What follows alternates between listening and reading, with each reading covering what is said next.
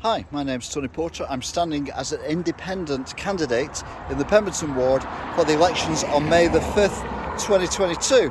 And this video is about bus lanes rather than cycle lanes, because we're getting a lot of cycle lanes, but where we put them in, we could probably put bus lanes, and bus lanes can take cycles, buses and taxis. So let's do an unscientific experiment, which I've already done, which, to be fair, there was more bikes than I was expecting, but it still proves the point. New cycle lane, it's just been built on Wallgate going into Wigan.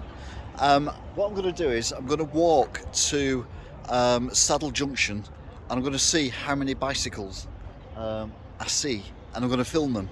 I'm also going to film a number of buses that I see as well. So let's go for a walk. Don't worry, I'm not going to film the whole thing. No cyclists so far, but interestingly, there's a zebra crossing because for some reason the cycle lane changes lanes with the footpath.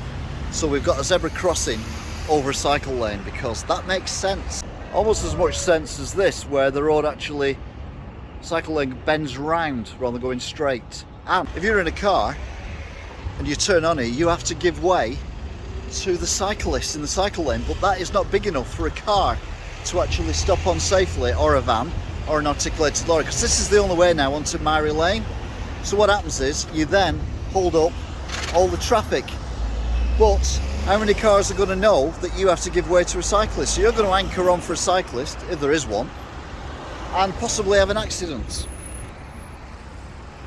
One cyclist using it, to be fair. Now what I'm suggesting is this should be a bus lane, because bus lanes can be used by cycles, buses and taxis. Now buses and taxis pollute probably more than other vehicles because they're diesel. So therefore, is this another cyclist? Unbelievable, Jeff, another cyclist.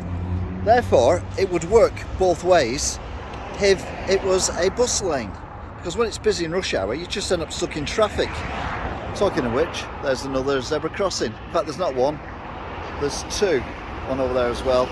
And there's your little junction that you've got for Mary Lane, because you can't go there in a car now, you can only go there on a bicycle or foot. So we're here at Wigan Pier, and we've got the new Pelican crossing which has been put in, which is this side of the junction here, which comes off the Mary Lane Industrial Estate, and the old one used to be the other side of that. Now the advantage of the Pelican crossing being on the other side of this road was that when it was on red, it gave chance for the cars coming out of Hague Street to actually get on to the road and get out. But now, instead of being on that side, it's now on that side of the road, which means the traffic here during rush hour is going to get busier and busier. At least it will do once they open up the turning round bits, so you can go down towards Tretchfield Mill. Another cyclist there. Obviously there is no cycle lane here, although he's just gone down towards the canal. It only come off Mary Lane Industrial Estate as well. This is a cycle and walkway, which could also be a bus lane. Another cyclist and a bus. I forgot about the buses, but there you go. And there's more people on the bus than what I've seen cyclists so far. On the bus, that's pretty full actually. And here we are at Saddle Junction. So we're in the middle of Saddle Junction now. We've got all the cycle lanes going here, there and everywhere, all the footpaths going here and everywhere. And then we've got the reduced roads as well. A couple more buses there which are going to go down Wallgate to Wigan. And can't see a cyclist at the minute. I'm going to wait for a cyclist. There's a cyclist there. Another bus. Someone using the cycle lane, but it's a pedestrian. I've not seen any cyclists. It's the one on the footpath, and that were about 5 minutes ago. It's not a bus, but it's a coach. I think they can use bus lanes as well. I've got a cyclist who's now on the footpath, not using the cycle lanes down there though, to be fair. But now it's just on the footpath because the cycle lanes don't go up there. Another cyclist. Where's he gone? There he is. This one's using the road. Where is he? There he is. Not the cycle lane. a bus. I missed that one. Too busy looking for cyclists and not really finding one. I think the point's proven though, although it is a glorious day today, so no doubt there are more people on cycles than what there normally are, but there's certainly more people on buses. In fact, that bus has easily got 3 times as many people as we've seen on bikes on it.